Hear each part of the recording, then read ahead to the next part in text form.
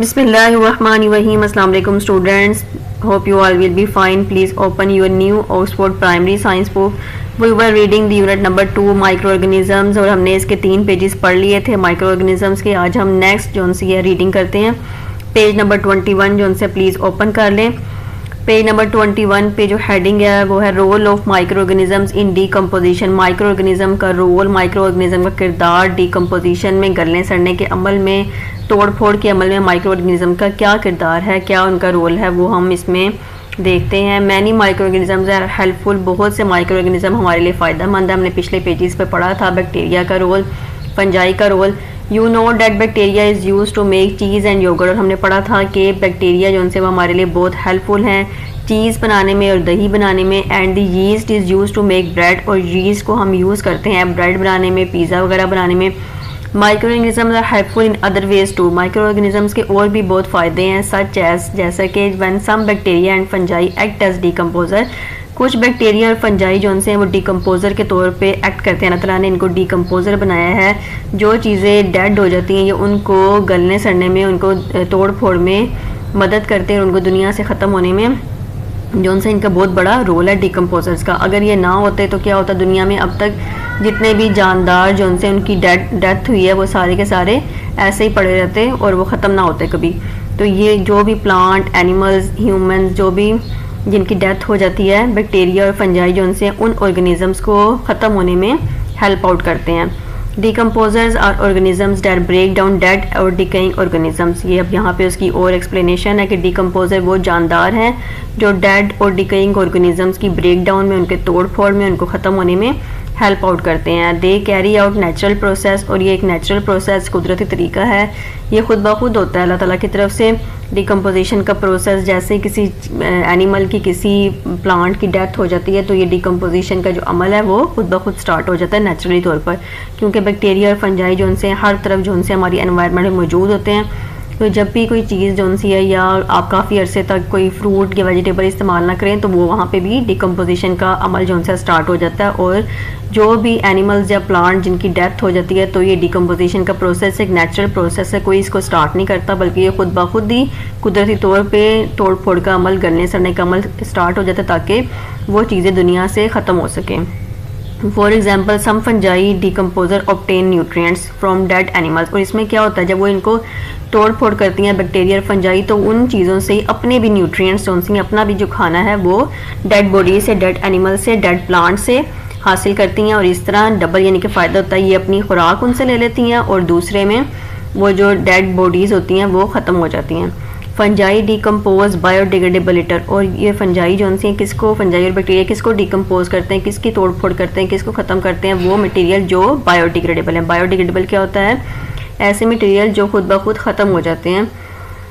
For example dead animals and dead plants हैं। जबकि non biodegradable क्या होते हैं, जैसे कि आयरन की चीज़ें हैं, जैसे कि कोई शीशा है, वो चीज़ें जो सी हैं, स्टील है, वो चीज़ें नॉन बायोडिग्रेडेबल हैं, वो खुद ब खुद ख़त्म नहीं होती। जो ज़िंदा चीज़ें होती हैं जैसे प्लांट्स, एनिमल्स, वही जो से हैं वो ख़त्म होते हैं, तो उनको कहते हैं बायोडिग्रेडेबल। जो चीज़ें खुद ब खुद ख़त्म हो जाती हैं वो क्या होती हैं, बायोडिग्रेडेबिलिटर। तो ये फंजाई डीकम्पोज करते हैं बायोडिग्रेडेबल को एंड मेक सॉइल फर्टाइल। और क्योंकि ये ज़मीन में होते हैं तो क्या करते हैं, जो न्यूट्रिएंट्स उन डेड बॉडीज से निकलते हैं तो वो सॉइल में शामिल कर देते हैं, जिससे क्या होता है, जो सॉइल होती है वो ज़रखेज़ हो जाती है और उस पे जो फिर नए प्लांट्स लगेंगे तो उनको खाना मिल जाता है, उनको न्यूट्रिएंट्स मिल जाते हैं, उनकी ग्रोथ ज़्यादा अच्छी होती है।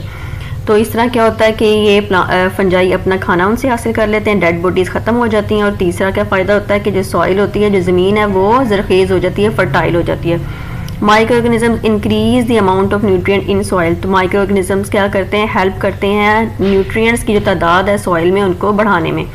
And separate up the process of breaking down organic waste. तो ये क्या करते हैं, ऑर्गेनिक वेस्ट का क्या मतलब है, dead bodies of animals and plants, उनकी जो जिनको ऑर्गेनिक वेस्ट कहते हैं, उनको ये क्या करते हैं, उनको खाते हैं, उनके खाने से उनकी तोड़ फोड़ करते हैं, उनको ब्रेक डाउन करते हैं, उनको डीकम्पोज करते हैं और इस डीकम्पोजिशन के प्रोसेस में जो सॉइल के न्यूट्रिएंट्स हैं वो बढ़ते जाते हैं।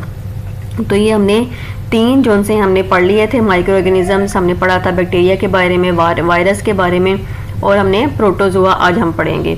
बैक्टीरिया, वायरस और फंजाई हमने पहले पढ़ लिया था। और ये फोर्थ वाला जो हमारा माइक्रो ऑर्गेनिजम्स है आपके चैप्टर में जो दिया हुआ है प्रोटोजोआ, वो आज हम पढ़ते हैं। प्रोटोजोआ क्या है? Protozoa are unicellular organisms rather like bacteria. Protozoa क्या है? यूनिसेलुलर ऑर्गेनिजम्स हैं, बैक्टीरिया से ये मुख्तलिफ हैं। If they enter the body, अगर ये बॉडी के अंदर एंटर कर जाते हैं, they can live and grow. तो वो क्या करते हैं बॉडी के अंदर एंटर करके, चाहे वो एनिमल्स की हो चाहे वो ह्यूमंस की हो, तो क्या करते हैं ये वहाँ पे ग्रो करते हैं, मल्टीप्लाई करते हैं, अपनी तादाद को बढ़ाते हैं। They grow in most places, ये ऐसी जगहों पे जहाँ पे नमी होती है वहाँ पे ज़्यादा जल्दी ग्रो करते हैं। And commonly found in water, और पानी में ये जोन सा है वो कॉमनली पाए जाते हैं। डायसेंट्री ये जो है वो एक डिजीज़ है, इस काज बाय प्रोटोजोन, वो एक प्रोटोजोन काज करता है। एंड सो इज़ डायरिया, और क्या है डायरिया जोन सा है उससे काज होता है, आपको लूज मोशन लग जाते हैं इस वाली डिजीज़ से। अगर ये आपके पानी के अंदर से या फूड के ज़रिए आपकी बॉडी में चले जाते हैं तो ये क्या करते हैं डिजीज़ काज करते हैं। नेक्स्ट देखिए, नेक्स्ट हमारा जो हेडिंग है वो है माइक्रो ऑर्गेनिजम्स एंड डिजीज़।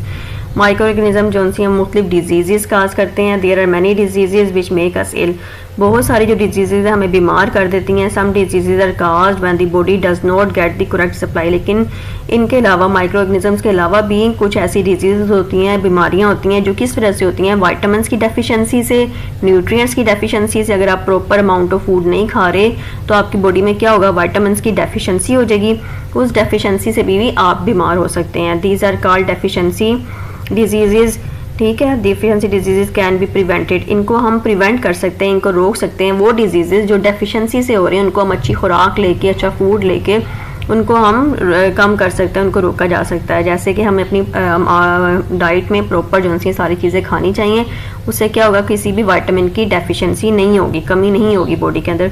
जैसे कि विटामिन ए आपको कौन कौन सी चीज़ों से मिल सकता है, आपको फिश से मिल सकता है, एग से मिल सकता है, कैरेट से विटामिन ए की डेफिशिएंसी वो पूरी हो सकती है। विटामिन बी जो सी है सूप से आप ले सकते हैं, मीट से ले सकते हैं, एग से ले सकते हैं, ब्रेड से विटामिन बी मिल जाती है। विटामिन सी जो से हैं वो सिट्रस फ्रूट्स हैं, पपाया है या लेमन बना हुआ है, ऑरेंज बना हुआ है, तो इसको खा के विटामिन सी की जो डेफिशिएंसी है वो पूरी हो सकती है। विटामिन डी की डेफिशिएंसी सनलाइट में बैठ के, जब सनलाइट में बैठते हैं तो आपकी बॉडी जो सी है वो विटामिन डी खुद ब खुद बनाना शुरू कर देती है। उसके अलावा मिल्क लेके, एग्स लेके और चीज़ खा के विटामिन डी की डेफिशिएंसी को पूरा किया जा सकता है। विटामिन ई डिफरेंट किस्म के सीड्स में होती हैं, जैसे पम्पकिन सीड है, जैसे कि सनफ्लावर सीड्स है, और डिफरेंट किस्म के सीड्स वगैरह, यहाँ पीनट बनी हुई है, तो वहाँ से आप ये विटामिन ई की जो डेफिशिएंसी है वो डिफरेंट किस्म के सीड्स खा के उससे पूरी की जा सकती है। विटामिन के देखें, विटामिन के में ये डिफरेंट किस्म की वेजिटेबल्स बनी हुई है, बच्चे वेजिटेबल्स नहीं खाते तो उससे क्या होता है विटामिन की कमी हो जाती है।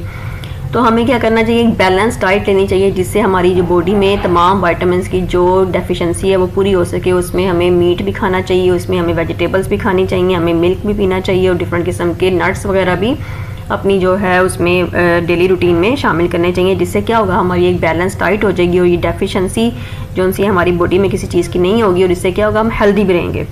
सम diseases are cause because a part of the body stops working properly, अगर आपका जो लीवर है वो सही तरीके से काम नहीं कर रहा, उससे भी क्या होता है कुछ बीमारियां जो सी हैं वो हो जाती हैं। किडनीज और other organs of the body, these and deficiency diseases are not separate from one person to other। ये जो डेफिशिएंसी वाली डिजीज़ होती है ना, ये एक पर्सन से दूसरे पर्सन में नहीं जाती, बल्कि जिस पर्सन में डेफिशिएंसी है उधर ही रहती हैं। तो इनको हम कहते हैं नॉन कम्युनिकेबल डिजीज़, क्योंकि ये जिस पर्सन में है उसमें ही जाती हैं। अगर आप किसी से हाथ मिलाते हैं, किसी से मिलते हैं, तो ये डिजीज़ ट्रांसफ़र नहीं होती। जबकि कम्युनिकेबल और इन्फेक्शियस डिजीज़ क्या होती हैं कि एक बंदे से वो दूसरे बंदे में ट्रांसफ़र हो जाती हैं। जैसे कि आप अगर आपको फ्लू है तो आप किसी के साथ हाथ मिलाते हैं तो अगले बंदे को भी चांस होता है कि उससे फ्लू और कफ जो सी है वो फैल जाए, तो उनको कहते हैं कम्युनिकेबल डिजीज़, जो कि हाथ लगाने से, छूने से, मिलने से एक दूसरे से ट्रांसफ़र हो जाती हैं, उनको कम्युनिकेबल डिजीज़ कहते हैं। और वो डिजीज़ जैसे अभी हमने पढ़ा कि डेफिशिएंसी ऑफ विटामिन की वजह से होंगी, वो नॉन कम्युनिकेबल हैं, वो एक बंदे के अंदर ही रहती हैं, वो ट्रांसफ़र नहीं होती। तो अब हम पढ़ते हैं जी कैसे कम्युनिकेबल डिजीज़ हैं वो ट्रांसफ़र होती हैं एक इंसान से दूसरे इंसान में। How micro organism enter the body, micro organism कैसे बॉडी के अंदर एंटर होते हैं। Micro organism can enter the body through the nose, micro organism जो से हैं वो हमारी जब हम सांस लेते हैं तो हमारी नोज़ के ज़रिए बॉडी के अंदर एंटर हो जाते हैं, एंड माउथ और हमारे मुंह के ज़रिए बॉडी के अंदर एंटर हो जाते हैं जब हम सांस लेते हैं। ईट, जब हम खाना खाते हैं और हम पानी ऐसा पी लेते हैं जो कि गंदा हो, तो उससे क्या होता है माइक्रो ऑर्गेनिज्म्स हमारी बॉडी के अंदर एंटर हो जाते हैं, वहाँ जाके मल्टीप्लाई करते हैं और फिर डिजीज़ काज करते हैं। When microorganism enter the body they can cause diseases. जब माइक्रोऑर्गेनिज्म बॉडी के अंदर एंटर हो जाते हैं वो डिजीजेज बीमारियां काज करते हैं। Disease is often spread through coughing. उसके अलावा डिजीज कैसे फैलती है? कफिंग के जरिए। जैसे कि कोई बंदा कोई कफ करता है, उसके खांसने से माइक्रोऑर्गेनिज्म जो उनसे बॉडी के अंदर एंटर हो जाते हैं। स्पिटिंग, थूक फेंकने से और स्नीजिंग और छींकने से माइक्रोऑर्गेनिज्म क्या होते हैं, एक बंदे की बॉडी से दूसरे बंदे की बॉडी में ट्रांसफर हो जाते हैं। Two example of disease that spread like this are the viruses. Virus जो से हैं वो इस तरीके से ट्रांसफ़र हो सकते हैं। डेट काज कॉमन कोल्ड, जो कि कॉमन कोल्ड जो सा है वो काज करते हैं। मीज़ल जो सा है वो खसरा वगैरह जो सा उसको उसके भी काज करने का बाइस बनते हैं। Some diseases are spread through direct contact. कुछ डिजीज़ कौन सी हैं वो डायरेक्ट कॉन्टैक्ट से भी, एक दूसरे के हाथ मिलाने से, गले मिलने से वो डिजीज़ जो सी हैं वो स्प्रेड होती हैं। Disease can also enter the body through cuts in the skin. इसके अलावा डिजीज़ कैसे फैलती हैं, कोई बॉडी पे कट लग जाता है तो उस कट के ज़रिए भी माइक्रोऑर्गेनिज्म जो हमारी इर्द गिर्द एनवायरनमेंट में मौजूद है तो उस कट के ज़रिए हमारी बॉडी के अंदर जा सकते हैं। Insects to pass on disease on human. तो इंसेक्ट्स क्या करते हैं, जो हशरात वगैरह होते हैं वो भी क्या करते हैं, डिजीज़ को ह्यूमन के अंदर पास करते हैं। Insect pass to harmful germs by biting humans and feeding on their blood. तो इंसेक्ट कैसे डिजीज़ को पास करते हैं, जैसे कि एक मॉस्किटो है, अगर उस मॉस्किटो जो सा है वो उसने ऐसे पर्सन को काट लिया जिसको जो सा है डेंगू वायरस है या जिसको डेंगू हुआ हुआ है या किसी को जो सा है वो मलेरिया हुआ हुआ है, तो उसके बाद वो हेल्दी पर्सन को बाइट कर लेगा तो क्या होगा, उसकी मच्छर के जो सलाइवा में से वो जो जर्म्स हैं वो पास ऑन हो जाएंगे हेल्दी पर्सन को, और हेल्दी पर्सन को भी जो सा है वो काज हो सकता है मलेरिया। तो bytes of female mosquito can cause malaria. जो फीमेल मॉस्किटो एनोफिलीज जिसको इसका नाम है वो क्या करती है, मलेरिया काज करती है। मलेरिया क्या है, बुखार की किस्म है। उसके अलावा येलो फीवर, प्लेग, टाइफस और स्लीपिंग सिकनेस जो हैं वो कुछ डिजीज़ हैं जो कि काज होती हैं कुछ इंसेक्ट के काटने से, such as mosquito, fleas, bugs and sand flies. तो ये क्या है, छोटे छोटे से हशरात हैं, इनके काटने से भी ये वाली जो डिजीज़ हैं ये फैलती हैं। प्लेग जो है वो ताउन की बीमारी है और ये पहले ज़माने में बहुत कॉमन होती थी। और ये स्लीपिंग सिकनेस कौन सी बीमारी होती है, जिसमें इंसान को वो एक टैटो फ्लाई होती है वो काट लेती है, तो उससे क्या होता है, इंसान जो है वो बार बार बस सोता रहता है, सोते उठते बैठते उसको बस नींद आती रहती है, वो सोता रहता है। तो ये स्लीपिंग सिकनेस की बीमारी होती है जो भी इंसेक्ट्स काटने की वजह से हो सकती है। Infections can cause by different types of worms. Infection जो हैं वो डिफरेंट टाइप्स ऑफ वर्म्स के ज़रिए फैलते हैं। For example the hookworm. Hookworm जो है लार्वी उसके जो हैं वो can burrow through human skin के ज़रिए वो बॉडी के अंदर जा सकते हैं। Once it under the skin it can get into the blood stream. तो वो क्या होगा, जैसे स्किन के अंदर जाएंगे तो वो क्या होंगे, हमारी जो ब्लड स्ट्रीम है, हमारा जो खून है उसके अंदर दाखिल हो जाएंगे। It is then carried to other parts of the body. फिर ब्लड के ज़रिए ब्लड जो है हमारी बॉडी में सारे में ये सर्कुलेट करता है, तो उसके सर्कुलेट करने से ये जो है बॉडी के अंदर सर्कुलेट हो जाएंगे और डिफरेंट जगहों पे फैल जाएंगे।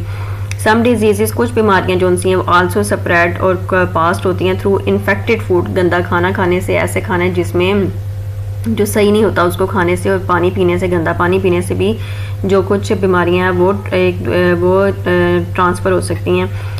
When food is left in open or sometime germs such as bacteria and fungi can fall on it। जब हम खाने को खुला रखते हैं तो क्या होता है, उस पर आके मक्खियाँ बैठ जाती हैं, उन मक्खियों की वजह से कुछ जर्म्स जो से वो ट्रांसफ़र किए जा सकते हैं। उसके अलावा खुद ब खुद जो से उस फूड में, अगर फूड ओपन रखा हुआ है तो क्या होगा, उसमें कुछ बैक्टीरिया और जर्म्स फंजाई वगैरह शामिल हो जाएंगे, क्योंकि हमारे इर्द गिर्द बैक्टीरिया और फंजाई जो से वो होते हैं। तो उसकी वजह से अगर वो हमारे खाने में आ जाएंगी तो वो क्या करेंगे, हम फिर अगर उसको एक हेल्दी बंदा खाना खा लेगा तो वो बीमार हो जाएगा।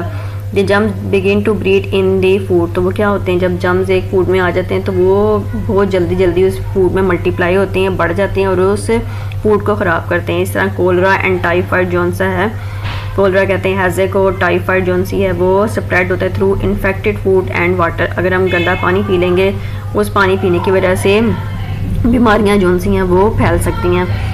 उसके अलावा देखें, to control the disease we have to, हमें क्या करना चाहिए बीमारी को कंट्रोल करने के लिए, वेंटिलेट बिल्डिंग वेल, हमें क्या करना चाहिए, हवा का बंदोबस्त करना चाहिए कि प्रॉपर जो सी है वो वेंटिलेशन हो रूम्स में, ताकि हवा जो सी उसकी अंदर आ सके और जो है वो बीमारियां जो सी हैं वो कम हो सकें। Air clothes and bedding in fresh air and sunlight, हमें क्या करना चाहिए, अपने क्लोथ्स को सुखाना चाहिए फ्रेश एयर में और सनलाइट में, और इस तरह ही जो सा है हमारे बिस्तर वगैरह उनको भी धूप में रखना चाहिए ताकि जो जर्म्स वगैरह हैं वो मर सकें। कि water and food well covered, हमें खाना और पानी को अच्छी तरह कवर करके रखना चाहिए। Boil milk to kill the germs, दूध को पीने से पहले इसको अच्छी तरह बॉयल करना चाहिए ताकि उसमें जो जर्म्स हैं वो मर सकें। कीप आवर सराउंडिंग क्लीन, हमें अपने इर्द गिर्द की जो जगह है उसको साफ़ सुथरा रखना चाहिए ताकि बीमारियों से बचा जा सके। Avoid Covid by wearing mask, और जो कोविड जब आया था तो उसमें क्या करते थे, मास्क वगैरह पहनते थे ताकि जो सा उससे बचा जा सके। उसके अलावा हम हैंड जो से वो वॉश कर सकते हैं रेगुलरली, खाना खाने से पहले, खाना खाने के बाद। And keeping safe distance from other, और क्या करते थे हम, एक प्रॉपर डिस्टेंस एक मेंटेन करते थे दूसरों के ज़रिए ताकि एक बंदे से दूसरे बंदे में जरासीम ना फैल सके। स्नीज इनटू हैंडकरचीफ, अगर किसी को छींक आती है तो उसको क्या करना चाहिए कि वो अपना कोई रुमाल या टिशू वगैरह यूज़ करे। और द कुक ऑफ योर, और अपना जो सा है वो हैंडकरचीफ को यूज़ करें। If you are sick do not share your personal thing, अगर कोई बंदा बीमार है तो उसको चाहिए कि अपनी पर्सनल थिंग्स जो सी वो दूसरों के साथ शेयर ना करें। गेट यूर सेल्फ वैक्सीनेटेड, उसके अलावा आप कैसे बीमारियों से बच सकते हैं, वैक्सीनेशन करा के। पहले ही आप बीमारियों की अगर वैक्सीनेशन करवा दें, जैसे छोटे बच्चे होते हैं उनको डिफरेंट किस्म के इंजेक्शन लगते हैं वैक्सीनेशन के, तो उससे भी बीमारियों से बचा जा सका है। अवॉइड मॉस्किटो बाइट्स, हमें क्या करना चाहिए, अगर मॉस्किटोज़ वगैरह अगर मॉस्किटोज़ का मौसम है तो स्प्रे वगैरह करना चाहिए उसके, ताकि हमें बीमारियों से बचा जा सके। अपने जो हाथ और पैर उनको कवर करके रखना चाहिए। वेयर इंसेक्ट रिपेलेंट, हमें मॉस्किटो रिपेलेंट जो उनसे लोशन यूज़ करना चाहिए। यूज़ मॉस्किटो नेट्स, हमें मॉस्किटो नेट्स में सोना चाहिए ताकि मॉस्किटो से बचा जा सके। क्लोज डोर्स एंड विंडोज़, शाम के वक्त हमें दरवाजे और खिड़कियाँ बंद कर लेने चाहिए। Avoid areas with water that is not flowing, हमें उन एरियाज़ पे नहीं जाना चाहिए क्योंकि मच्छर जो से हैं वो जहाँ पे पानी खड़ा होता है वहाँ पे ज़्यादा फैलते हैं, तो उन इलाकों में नहीं जाना चाहिए जहाँ पे पानी खड़ा हुआ है। Especially at dawn at dusk, सूरज निकलते हुए, सूरज के जब डूबता है उस वक्त जो सा है हमें ऐसी जगहों पे नहीं जाना चाहिए, अपने घरों में रहना चाहिए ताकि मच्छरों से बचा जा सके। Germs need certain condition to breed, germs को बढ़ने के लिए कुछ कंडीशन चाहिए। They can not breed in food if it kept very dry और फ्रोजन, अगर जो फूड होता है ना अगर वो ड्राई फॉर्म में हो तो क्या होगा, उसके ऊपर जम्स जोन से हैं वो मल्टीप्लाई नहीं करते। जैसे आप ड्राई फ्रूट्स वगैरह खाते हैं तो उसमें क्या होता है, जम्स जोन से बहुत कम हो जाते हैं, उसमें जम्स की जो अमाउंट होती है वो जोन सी है क्वांटिटी वो बहुत कम होती है, इसकी वजह से वो फैल नहीं सकते। तो क्या होता है कि जम्स जोन से उनको सर्टेन कंडीशन चाहिए, मतलब प्रॉपर नमी चाहिए, प्रॉपर टेम्परेचर चाहिए, उसकी वजह से हम खाने को महफूज रख सकते हैं। If food has been sterilised, अगर खाना जो उनसे अच्छी तरह स्टेरिलाइज किया गया है। It can kept free from germs, मतलब खाने को अच्छी तरह पकाया गया है, उसको स्टेरिलाइज किया गया तो उससे क्या होगा, जम्स जो उनसे हैं मर जाते हैं। नेक्स्ट देखें, eating fresh vegetable that have not been wash may also lead to illness, अगर आप ऐसे फ्रूट्स वगैरह और वेजिटेबल्स खा लेंगे जिनको प्रॉपर वॉश नहीं किया गया तो भी क्या होगा, बीमारियां फैलाने का बाइस बनेंगे, उससे क्या होगा आपकी बॉडी में जंग चले जाएंगे और आप बीमार हो जाएंगे। तो हमें जो सा हमेशा जब फ्रूट्स और वेजिटेबल यूज़ करें तो उसको हमेशा अच्छी तरह वॉश करके तो फिर यूज़ करें। ईटिंग अनवॉश स्पॉइल्ड फूड और अनकवर्ड फूड, अनवॉश फूड स्पॉइल, जो खाना जो सा ख़राब हो चुका है उसको खाने से और जिसको कवर नहीं किया गया उसको खाने से क्या होगा, बहुत सारे जम्स आपकी बॉडी के अंदर एंटर हो जाएंगे और आप के बीमार होने के चांसेस बढ़ जाएंगे। Processed foods are kept safe as they are sealed in plastic और इन टिन्स, अब आप अपने घरों में देखते हैं कि कुछ हम जो खाना वगैरह लाते हैं वो टिन्स में होता है, कुछ बोतल फॉर्म में होता है, कुछ टिन्स में होता है और कुछ मिल्क जो सा है वो इस फॉर्म में, इस डब्बे के फॉर्म में आता है। तो इसमें क्या होता है, इनको कहते हैं प्रोसेस्ड फूड, इसमें जो सा है जम्स को मिनिमाइज़ किया गया होता है, इनमें नाइट्रोजन भरी होती है और इसको डिफरेंट कंडीशंस पे तैयार किया जाता है जिसकी वजह से क्या होता है, इनमें माइक्रो ऑर्गेनिजम्स नहीं फैल सकते, माइक्रो ऑर्गेनिज्म बढ़ते नहीं हैं। तो क्या होगा, ये जब तक ये बंद हैं तो इनमें ये बिल्कुल सेफ़ फूड होता है और जब ये खुल जाते हैं तो फिर उनके खुलने के बाद माइक्रो ऑर्गेनिज्म के बढ़ने के चांसेस इसमें बढ़ जाते हैं। तो जब आपने इनको खोल लिया तो फिर आपने इनको जल्दी जल्दी इस्तेमाल कर लेना ताकि माइक्रो ऑर्गेनिज्म इसमें ना फैले। इनमें क्या होता है, जब इनको बंद किया जाता है तो इसमें से एयर जोन सी है वो खाने में से निकाल दी जाती है, तो जब खाने में से एयर निकाल दी जाती है तो माइक्रो ऑर्गेनिज्म उसमें नहीं बढ़ते। Some foods can be kept from going bad by the use of chemicals, और कुछ जो सा उनको कुछ जो फूड्स होता है उनको ख़राब होने से बचाने के लिए डिफरेंट किस्म के केमिकल्स को यूज़ किया जाता है ताकि माइक्रो ऑर्गेनिज्म उसमें बढ़े ना। When certain chemicals are added to food, germs cannot breed in it, जब हम कुछ केमिकल्स उसमें ऐड करते हैं तो फूड में तो वो क्या करते हैं, जर्म्स उसमें बढ़ते नहीं। Foods that have been packed in a factory usually have chemical preservative added to them, और जो फैक्ट्री वगैरह में जो खाना बनता है उसमें क्या वो करते हैं, डिफरेंट किस्म के प्रिजर्वेटिव्स ऐड करते हैं। प्रिजर्वेटिव्स वो केमिकल्स होते हैं जिसकी वजह से खाना जो है वो ख़राब नहीं होता और माइक्रो ऑर्गेनिज्म उसमें ग्रो नहीं कर पाते, तो उसमें डिफरेंट किस्म के प्रिजर्वेटिव ऐड किए जाते हैं ताकि ये साल जो है वो सही रहे। आप केचप वगैरह लेके आते हैं घर में या टिन फूड लेके आते हैं तो उसमें प्रिजर्वेटिव्स वगैरह जो से हैं वो कुछ ना कुछ ऐड किए जाते हैं फैक्ट्री के में, ताकि जो से है वो खाना जो से काफ़ी लंबे अरसे तक उसकी शेल्फ लाइफ जो सी है बढ़ाई जा सके। मिल्क को भी प्रिजर्व किया जा सकता है, एक प्रोसेस जिसका नाम है पेस्चराइजेशन। पेस्चराइजेशन प्रोसेस के तहत मिल्क को काफ़ी अरसे तक हम महफूज रख सकते हैं ख़राब होने से। जबकि घरों में आप ला के देखिए, अगर गर्मी का सीज़न होता है तो घर में आप थोड़ी देर में देखेंगे तो जो मिल्क है वो ख़राब हो जाता है। जबकि पेस्चराइजेशन प्रोसेस जब कर लिया जाता है तो फिर हम मिल्क को काफ़ी देर तक महफूज रख सकते हैं। तो आप देखते हैं डब्बे का दूध आप लेके आते हैं तो उसमें क्या होता है, काफ़ी देर तक जो वो दूध है वो सही रहता है। जबकि घरों में आप ला के रखें तो सुबह अगर आपने ला के उसको बाहर रख दिया, फ्रीज़र में नहीं रखा, तो दूध थोड़ी देर के बाद ख़राब हो जाता है।